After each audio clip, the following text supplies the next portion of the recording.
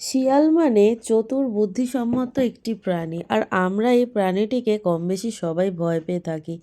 কারণ এই প্রাণীর হাত থেকে আমরা অন্য কিছু যেমন ধরো হাঁস মুরগি গৃহপালিত গরু, এদেরকে ছাগল অনেকটা সরিয়ে রাখি, বা এদের জীবনহানি হওয়ার ভয়েই আমরা শিয়ালকে কিন্তু খুব ভয় পাই। আর শিয়াল মানেই কিন্তু একরকম সে চতুর পণ্ডিত। তো আজকাল শিয়াল নিয়ে একটি বড়সড় খবর কিন্তু, যেটা একটা ডেইলি হান্টের পাতায় ছেপে গেছে, সেটাই তোমাদের সাথে এখন আমি শেয়ার করব। তো এই স্টোরিটা বোধহয় বা এই গল্পটা বোধহয় লিখেছে পার্থ চৌধুরী, যেটা কি না উনি খুব সুন্দর একটি ক্যাপশন দিয়েছেন, জ্যাকালিন, পূর্ব বর্ধমান। হঠাৎ করে শিয়ালের সংখ্যা ভয়ঙ্কর বেড়ে গিয়েছে। এটা কিসের লক্ষণ? শুভ কিছু নাকি খুব অশুভ? মানে ভাবো তো একবার, শিয়াল বেড়ে গেছে মানে সেটা নাকি বা শুভ অশুভ ব্যাপার রয়েছে। চলো পুরোটা তোমাদের সাথে পড়েই একটু শেয়ার করি। কোভিডের পর থেকে পূর্ব বর্ধমানের বিভিন্ন এলাকায় শিয়ালের সংখ্যা বেড়েছে।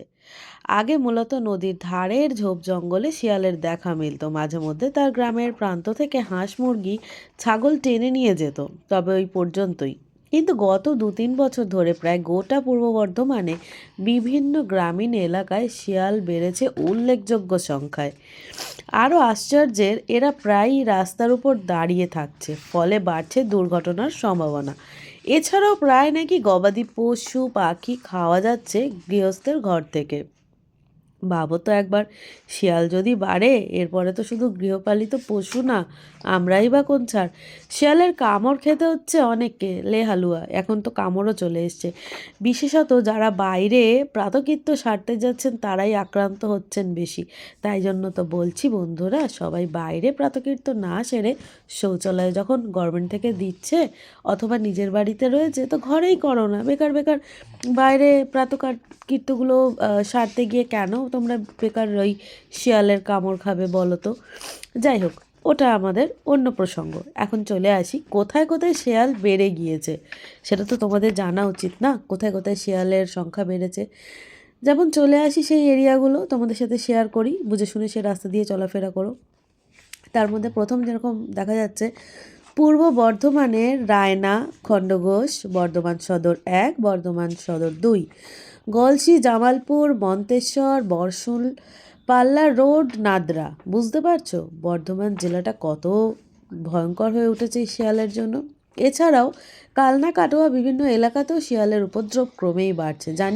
মানে আমি জানি না নদিয়া ডিস্ট্রিক্টটা এর কাছাকাছি কোনো শিয়াল বেড়েছে কিনা, তাহলে আমি শ্বশুরবাড়ি যাব না এখন। কেন বাড়ছে শিয়াল? সব থেকে বড় প্রশ্ন হলো শিয়াল কেন বাড়ছে। চলো দেখা যাক বন দপ্তরের লোকজন কি জানাচ্ছে আমাদের। সঙ্গে থাকো, শুনতে থাকো। বন দপ্তরের আধিকারিকরা জানিয়েছেন শিয়ালের সংখ্যা বাড়াটা পরিবেশের পক্ষে খারাপ নয়, মানে বেশ ভালোই। বিভিন্ন এলাকায় পোলট্রি ফার্ম বেড়ে গিয়েছে, তারা মুরগির বিভিন্ন দেহাংশ এদিক ওদিক ফেলেন। এই সহজে পাওয়া খাবারের লোভে শিয়ালগুলি লোকালয়ে চলে আসছে। বর্ধমান ও কাটোয়ার 2 রেঞ্জ অফিসার জানিয়েছেন, মানুষ এখন বন্যপ্রাণী নিয়ে অনেক সচেতন। তো মানুষ বন্যপ্রাণী নিয়ে সচেতন, তবে কি শিয়াল নিয়েও? জানি না। যাই হোক, কোথাও আক্রমণ বা সংঘাতের ঘটনা ঘটলে বন দপ্তর ব্যবস্থা নেন, এটা জানি। কিন্তু বন দপ্তরকে ফোন করে আমি কোনোদিন খুব তাড়াতাড়ি পাইনি। এখানে 2-1বার মানে বিভিন্ন প্রজাতির সাপ পাওয়া গেছে বা অনেক কিছু পাওয়া গেছে, আমি জানানোর চেষ্টা করেছিলাম, সে ফোনে যোগাযোগ করতে পারিনি। আপনারা পেলে আমাকে নাম্বারটা একটু দিয়েন বন দপ্তরের। যাই হোক, আমাদের নেক্সট পয়েন্টে চলে আসি। কোনো প্রাণী আহত হলে তার চিকিৎসা করে ফের সেটিকে তার পরিবেশে ছেড়ে দেওয়া হয়, এটা বাস্তব কথা। প্রাণী বিশেষজ্ঞ অর্ণব দাস আবার একটু অন্যরকম মনে করেন। আচ্ছা, অর্ণব দাস স্যার আবার কি মনে করলেন, একটু ওনার কথায় আসা যাক। তার কথায় শিয়ালের খাদ্যাভ্যাস বদলাচ্ছে, লে হালুয়া। আগে মানুষ যেরকম ঘরের খাবার খেত, এখন বাইরের বিরিয়ানিতে মুখ ডোবাচ্ছে, আর এখন থেকে শিয়ালেরও খাদ্যাভ্যাস চেঞ্জ হয়েছে। আগে শিয়াল মূলত শিকার ধরেই খেত, এখন আলু কুমড়ো আখ সবই খাচ্ছে। খাবার না পেলে আর কি করার আছে, কদিন পর তো ইট বালি সিমেন্টও খাবে মনে হচ্ছে। যাই হোক, ওটা অন্য কথা। এছাড়া সাধারণ মানুষ আগের মতো দেশি হাঁস মুরগি আর না পুষে উন্নত জাতের মুরগি পুষছেন। চলো, এগুলি বেশ দৌড়াতে বা উঠতে পারে না, তার কারণে শিয়ালের সহজে শিকারে পরিণত হচ্ছে এই ধরনের প্রাণীগুলো। এ কারণেই শিয়ালের বংশবৃদ্ধি হচ্ছে। তা এই প্রাণীগুলো দৌড়াতে পারছে না ঠিক কথা, তা শিয়ালকে এত হইচই করে কে দৌড়াতে বলেছে ভাই যে এগুলো খেয়ে নিচ্ছে? এই কারণে শিয়ালের সংখ্যা যেরকমভাবে বাড়ছে সেরকমই বলছে। আর সংখ্যায় বাড়ছে বলে পরিচিত আবাস ছেড়ে শিয়ালেরা লোকালয়ের কাছাকাছি চলে আসছে। তাহলে এখন আমি বলবো সব মানুষকে একটু সাবধানে থাকতে, কারণ শিয়ালরা যেহেতু বাড়ছে, ওদের বংশবৃদ্ধি হচ্ছে, তো তারা তাদের গন্তব্য ছেড়ে লোকালয়ের দিকে চলে আসছে। তবে আপনারা চিন্তা করবেন না, আশা করি কিছুদিন পরে রয়্যাল বেঙ্গল টাইগার, হাতি, তারপরে আপনার কুমির, এরাও আপনার ঘরে উঠে আসবে। অনেক অনেক বাইরের কিছু কিছু রিলস ভিডিওতে দেখি চিতাবাঘ ঘরে ঢুকেছে, কুমির ঘরে ঢুকেছে, এবং আমাদের ঘরেও কিছুদিন পরে শিয়াল ঢুকবে, প্যাঁচা ঢুকবে, বাঘ ঢুকবে। এটা কমন ব্যাপার হয়ে দাঁড়িয়েছে, শুধুমাত্র জঙ্গল কাটার ফল ভাই, আর কিচ্ছু না। এ ব্যাপারে সচেতন মানুষের মতো হলো, যেভাবে শিয়ালের সংখ্যা বাড়ছে তাতে এই নিয়ে কোনো পরিকল্পনা না করা হলে আগামী দিনের মানুষের সঙ্গে এদের সংঘাত বাড়বে শিয়ালের কামড়ের ঘটনাও। আচ্ছা, এখানে যেটা বলেছে যে শিয়ালের ব্যাপারে সচেতন হতে, তবে কি শিয়ালের গলা টিপে দিতে হবে, না এদেরকে আবার চিড়িয়াখানায় নিয়ে গিয়ে বন্দি করতে হবে? তবে এদের জঙ্গল না কাটলে এরা আবার জঙ্গলে ফিরে যাবে, এটুকুনি আমি ইনফরমেশান, মানে আমি নিজের ব্যক্তিগত ইনফরমেশানটা আপনাদের সাথে দিলাম বা মত প্রদান করলাম, যেটাই ভাবেন না কেন।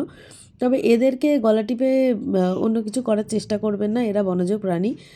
খাবারের খোঁজে হয়তো লোকালয়ে চলে আসছে, কারণ জঙ্গল কাটার ফলে এদের মাটির তলার গর্তগুলো হয়তো থাকছে না, তলায় তলায় তো বিল্ডিং বাড়ি সব কিছুই হয়ে যাচ্ছে, তাই এরা নিজেদের গন্তব্য ছাড়তে বাধ্য হচ্ছে একরকম।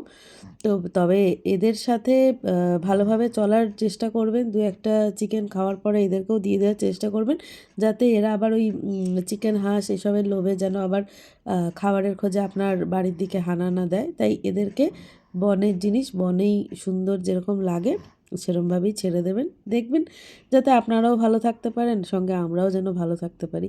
এটাই আপনাদের কাছে চাওয়া আমার, আর কিছুই না।